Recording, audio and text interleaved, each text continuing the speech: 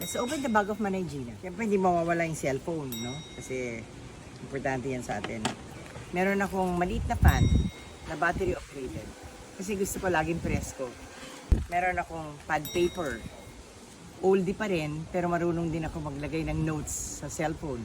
Iba pa rin yung nakasulat para hindi nagka-crash. Naka-ziplock. Nakaayos lahat ng gamit ko.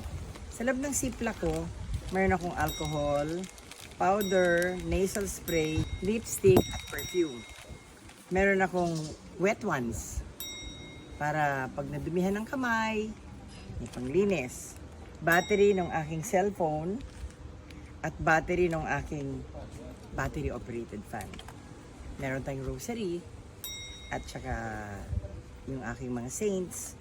Meron akong panyo, sunglasses para pag mainit.